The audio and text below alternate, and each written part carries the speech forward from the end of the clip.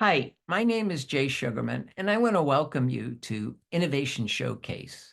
The main purpose of this ongoing series is to inform viewers about exciting innovations and creative individuals across the fields of business, science, technology, education, and the arts. Today, via Zoom, we're fortunate to have as our guest Joseph Reginella. Based in Staten Island, Joe is a highly accomplished sculptor who specializes in mold making. For about 10 years, he's been creating monuments across New York City that commemorate local events that never actually happened, such as the Brooklyn Bridge Elephant Stampede and the Staten Island Ferry Octopus disaster. During the program, we're learning why and how Joe's interest in perpetuating New York City legends came about. We'll view and discuss his engaging and amusing monuments, and in the process, come to better understand and appreciate both how he goes about creating these unique and very appealing sculptures and the extremely entertaining backstories related to these imaginary events. Let's start by meeting Joe. Welcome, Joe. So delighted you're able to be here. Thanks for having me.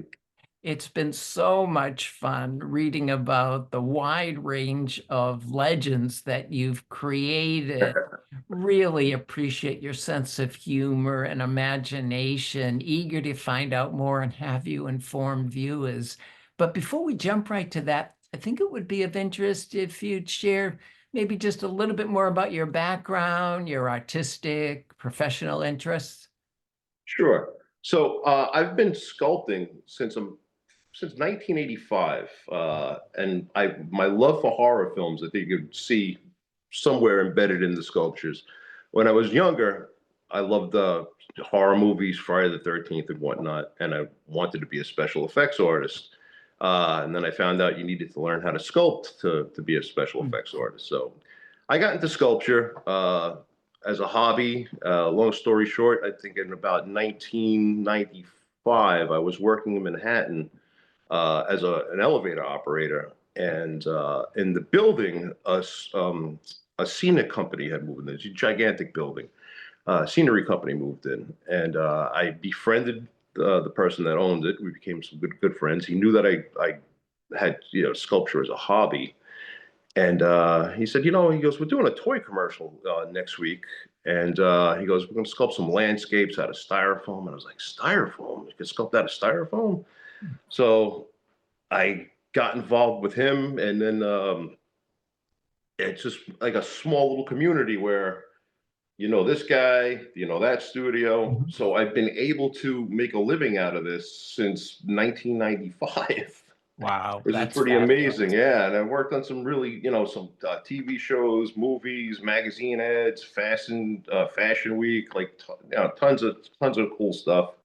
Um, and this is sort of my side hobby, so to say. Yeah. Well, speaking of cool stuff, what inspired you to start creating these monuments? Oh, wow. Well, it's a long, convoluted story, but uh, so in the the sense of humor of these seemed to harken back to a toy line that I forgot to mention. I also had a toy company. So in the early 2000s, I started a figure line. There was this movement of designer toy makers. So I started a figure line, and long story short, I don't know if this is could Yeah, you. that looks good. Looks good. So it's something that's, primary colors, looks like your parents would collect, but if you look very closely, he's not, they're doing something very wrong there. Yeah, his name is Smacky Bear. So, yeah. So it's cute little teddy bears doing horrific things. And then it moved into, zombie coming out of the ground, that kind of Oh thing. yeah. Oh yeah. And then I got some actual music licenses. There's the Ramones, Oh, that's the fun. teddy bears. And then music license I had the Misfits, which is another punk rock band. There's Teddy Bears, so they're all part of this. I think all in all there were about 35 different characters of bears. So it was a bear community, punk rock bands. So That's sort great. of like that. That's where I think the sense of humor came in I from. was gonna say, I sense that for sure. So now in 2015, I had made a bassinet for my nephew, and I have to send you this picture. Anyway, as you can see, this photograph here of baby sliding into the shark's mouth. Yeah. Uh, I posted that on Facebook. It was my nephew. Me and my friend are like huge Jaws fans, so it was like, I can't wait to just have some fun here. Put the baby in there and put it on Facebook. And before I knew it, it went like super mega viral. Like fast forward like 3 days later, it's on Good Morning America. It's Wow. like it's in the Daily Mirror. It's like in the Hindu Times, Times of London. It's like blowing up insane, and That's a riot. people are thinking like, the baby is actually sleeping in this, and what horrible parents these must be. And it's like, wow, it's like people believe anything they see. So that was kind of like the the the seed of these statues. And I was like, oh wow, it's like that's crazy, but it was a lot of fun. A lot of people got the idea. You know, we want to enjoy as many of these creations as we might in our time together. So let's start with your most recent one about a gentleman, Nathaniel Katz. And as you're doing it, if you could share a little bit about how you came up just with the story, like from beginning to end, how this developed and what we're able to enjoy as we see it in front of us, the completed statue. So each individual statue, I suppose I have a different approach to it, but the overall approach is how uh, what do they call a grindhouse film from the 70s was sold. They would paint this crazy, beautiful, attractive poster, but they never had a script. So they would sell the poster to the company, like, damsel in distress, three-eyed monster, and then they'd come up with a script. That's kind of like how I do my monuments. I sculpt something, I come up with an idea and imagine it in bronze, and it's like if it looks absurd to me, kind of like the teddy bears or the Jaws bed, then I know I got something there because it's Ah, absurd. Then I'll build the story around it. But sometimes I'll have the story and then come up with the sculpture. But for this, I actually had the two of them together, and my neighbor upstairs is actually posed for me. He's the person that there's a lot of people think that this is looks like geez. Oh boy. Who does this guy look like to you? An author. What's the oh, Mark Twain. Mark Twain or Kurt Vonnegut? A lot of people Oh, think Kurt Vonnegut, a for sure, for lot of sure. people think it's Vonnegut, but no, it's actually my neighbor upstairs. And the story behind it is I have this long feud with him, and this is so petty that he has a bird feeder in front of the building, and I'm always telling him it's attracting rats because the seeds fall down, and he refuses to believe me, and it does attract rats. So I dubbed him the Rat Man, and I said, you know what? I said I'm going to make a bust of you with crawling with rats, and I did that, and there's this, and then I came up with the story that this particular person is the first person to bring rats to New York City. So I tie it into New York City. That's fabulous. That's fabulous. And here we can see when you assemble it, and where do you display much of your work? Where are we enjoying this view from? This is Battery Park. All the monuments, with the exception of the Elephant Stampede, which is in Brooklyn Bridge Park, all the monuments are displayed in Battery Park, which is the most southern tip of Manhattan. And there's a couple of reasons for that. One is it just coincidentally convenient for me because I'm on Staten Island. I'm on the North Shore of Staten Island, and basically all I have to do is take a 20-minute ferry ride with my piece, wheel it over to the park 5 minutes, and I'm there. Mm. So it's nice and convenient. The other thing that's wonderful is that Battery Park, unlike most parks in Manhattan, is a huge tourist attraction because you have Statue of Liberty, Ellis Island, We have lots of stuff downtown. So at any given day, you could stand outside for maybe an hour and you could just like count us 500, 600 people walking by you, 1,000 people walking by you in an hour. So within 1 hour, 1,000 people are easily looking at these statues, which is wonderful. And Wow, they fabulous. stop and they take photographs of them. And then that sort of like worms out because they're putting it on social media, and they're looking at these things and they're posting it on their pages, and it's that helps it. That helps You know, spread. just a little bit more before we enjoy another aspect of your creations, which is the backstory, information, documentaries, and eventually pamphlets or newspaper articles that you've manufactured. Just to close the story before we see the little documentary of Nathaniel Katz, just what he supposedly did. So Nathaniel Katz is credited as the first person to bring rats to New York City. So that's comedy right there. Well, why would you're making a monument to this man that brought rats to New York City. So, the plaque is, I'll read the plaque to you. Would that be all right? Uh, For sure. okay. Nathaniel Katz, 1749 to 1817. Credited as the first person to bring rats to New York City, his plan to introduce a new pet to the American colonies went awry as the rodents soon overran the city and later the continent. Though he stood by his attempt to domesticate the vermin to the bitter end, Governor DeWitt Clinton had him catapulted into the Hudson River for his folly. And that's, you know. It's so fun, so fun. And let me go ahead a second and think it would be well worth showing viewers this short little documentary Sure. that again just adds to your backstory, imaginative creation for those who might then pursue wanting to find out more. Well, you've produced this to further convince them. So downtown in the bustling metropolis of New York City, a curious monument pays tribute to a man whose legacy is often met with disbelief. Rats have been in New York City since the 18th century. Nathaniel Katz, a colonial era eccentric, is credited with the introduction of the Norway rat to North America.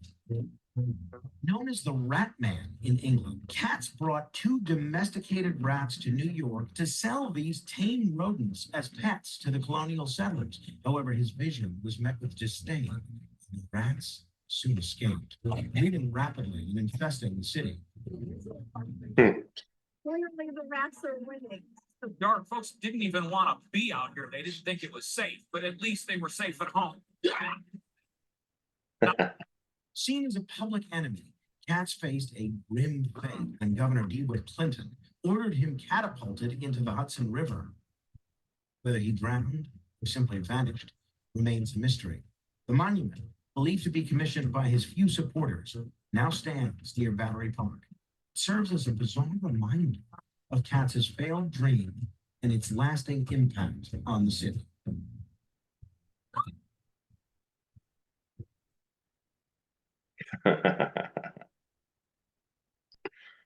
that is so much fun.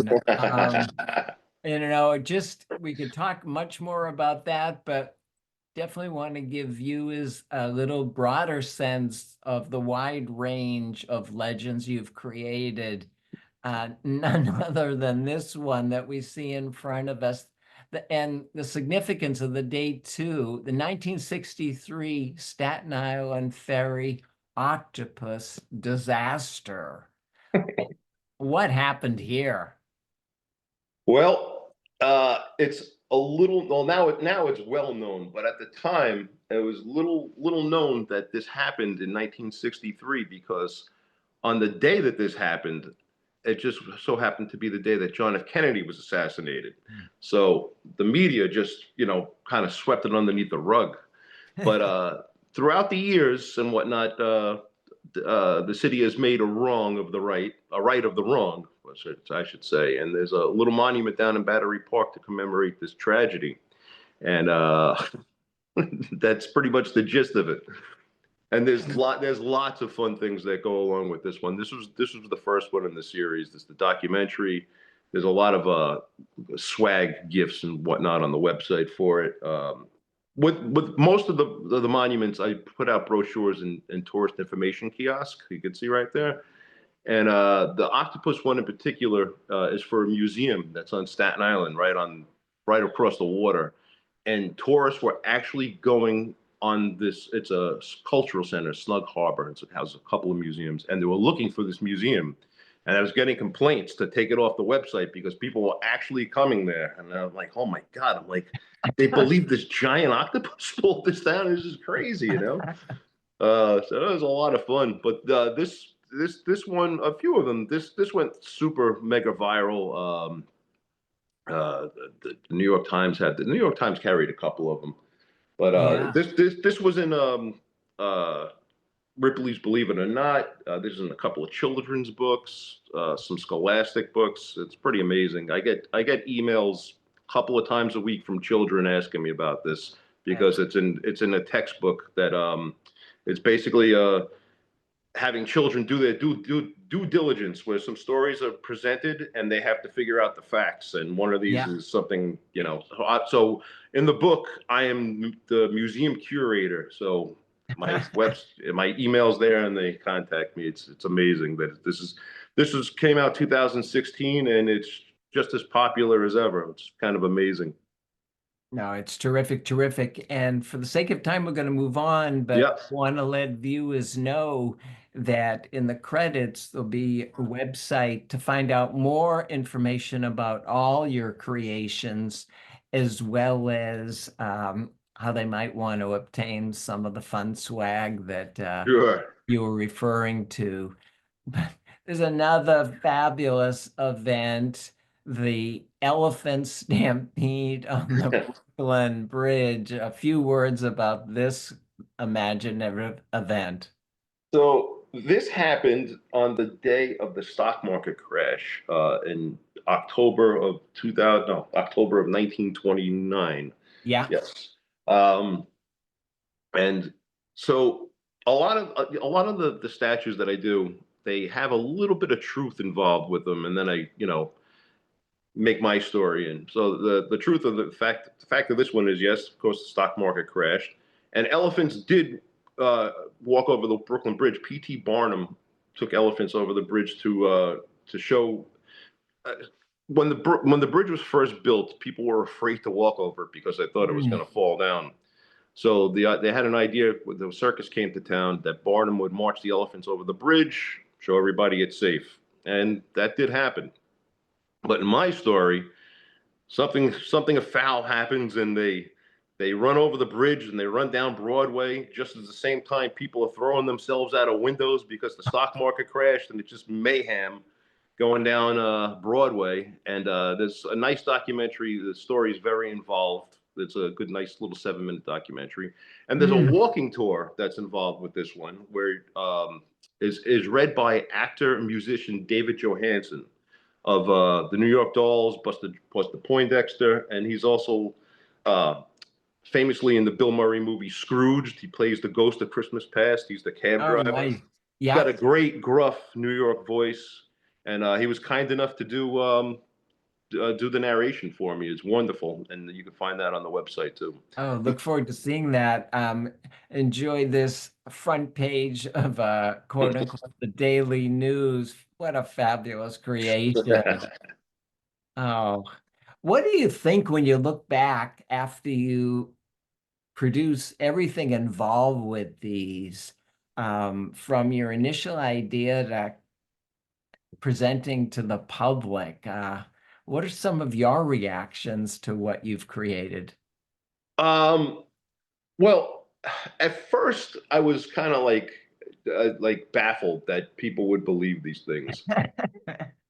And then, I just took it in stride, and then I just kind of the one thing that I guess I got labeled in the very beginning was hoax. Okay, or prank, which I really can't stand whenever a news item would label me as a prankster, because there's just so much that goes into this that it's not fair to be labeled a prankster. You know, I'm basically I'm creating a world that I'm like bringing you in, immersive. It's it's really, I hate it's it's really involved, and it's not malicious, so it's not a prank. So it's really more of like an immersive like art, an art exhibit. It's a it's a multimedia art exhibit is what it is, and part performance art because these pieces they don't stay there more than 12, 14 hours at a clip. I bring them home, and so these pieces are designed to be broken down. So I don't know if you can see this. This column here is in three pieces, Okay, yeah. and the sculpture fits in. The design is the sculpture fits inside of the base, Ah, and okay. everything needs to be calculated because it has to fit in my SUV and it has to fit on a hand truck. So everything has to be a maximum size. It can't be willy nilly. So I try to like do the best maximum that I can. Um, So in essence, that is a performance art because I'm out there, I'm keeping an eye on it, and then I break it down and bring it back home. And people's faces when they do catch me like take this thing apart, they just can't believe that it's not real. It's really pretty interesting. Have you received any legal pushback from any of your displays? No, uh, I think I'd like to say that I'm getting a pass because I'm not doing anything to, malicious, or it's just for fun. I'm not leaving the pieces out there, and I have a couple. I actually have a couple of pictures. One time, actually more than one time, but the first time I'll remember was after the Octopus got all this press and whatnot. I had brought it out there. All these pieces I bring out there for at least 12 weekends, which that's a lot of work right there. I'm bringing them out, maybe 2 times a week, whatever. And finally, I'm Battery Park because of the Ellis Island, the Liberty, Statue of Liberty rides. They have terrorist task force because of the boat rides. So they have, cars with canines. Finally, the car pulls up where I have the statue with the dog. Guy gets out, and I'm like, okay, he's going to tell me to move it. He goes right next to the sculpture, takes a couple of selfies with it, and then gets back in the car and drives away. I was like, all right, I think I'm safe here. That's so much fun. What have been some of the challenges in maybe either creating them or eventually displaying them? The challenges always are size-wise, because I always like to go bigger, like the maximum, and it just can't be done because none of the sculptures could be the sculptures themselves can be more than 38 inches tall. So they're slightly over 3 feet tall. The depth, they can't be more than 27 inches deep. So I'm always having that design having to be built in, and sometimes I have to cut some corners, or sometimes things just don't work out. But yeah, and a lot of the times I have to like if I want to make something very dynamic, that can't like for instance the elephants. Originally, the design was that the elephant trunk was going to be up and a man was going to be hanging from there. Oh, But when you have something out in the public, you can never like think ahead of what somebody's going to do on it because little kids climb on these things. They weigh a few 100 pounds, which is good. So if they feel real, but you don't want anything that has like a cantilever to it where somebody can hold on to it. So sometimes you have to change the design of it. All these pieces, like I can show you there. There's threaded rod that goes throughout all the limbs and whatnot, and they're bolted down to the base. And it's it's a lot of engineering that goes behind it as well. I know we're not going to hear the one you just referenced about wolves in Central Park. Incredible story behind that. We have another one. Viewers can go look at the website, the UFO tugboat. The I've documentaries are, been- I love the wolf one and the octopus one are one of my favorite mini documentaries. I suggest you guys look, check it out. look forward to looking at those. Are you working on anything now? I am working on something now. The only preview that I could give of it is that you see there's a piece of paper that's behind the wolves, Yeah, and yeah, I don't know if you could see there's like some drawing on that paper faintly. faintly. Well, that's the next monument, and I drew that as a height reference. That's the highest that I could go if I use that base. I see. And I'm actually sculpting it right now, and it has to do with the 1970s and the disco era, and that's all I could say. Fabulous. What, any anticipation unveiling? So the time frame for all these pieces usually works like this, and it seemed to be so. I usually dream them up in December, come up with the design January, and then from January until like August, September is usually when they debut. And when I mean, usually I could do them much faster, but the thing is, I'm also like making molds for like other artists, and so I'm basically working in between. So Yeah. like last year was a little bit slow, so the rat guy actually I got him out like instead of usually getting him out like September, I got him out in June, so he was faster. But I think most likely September for this piece. Hopefully sooner, but if it's sooner, that means I don't have any work. So hopefully September. That's great. That's great. Well, Joe, unfortunately, we've come to the end of the program. Just have to thank you so much again for taking the time to be here. Thank you so much, Jake. Background story of how this all came about. We heard about some of your creations. The others, viewers can find out more online. I know I'm looking forward to watching some of those longer documentaries that I Awesome. haven't had a chance to yet.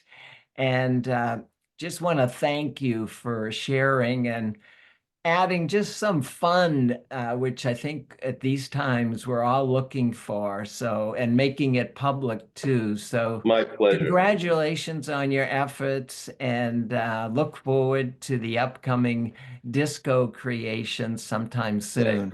Also, I'll just have to add, this is how the projects are funded, so I We'll appreciate it. definitely look for the swag online. So enjoy. All the best, Joe. Continued success. Thank you so much, Jay. Appreciate it. Also want to thank those of you watching for joining us and hope you'll be able to tune in next time.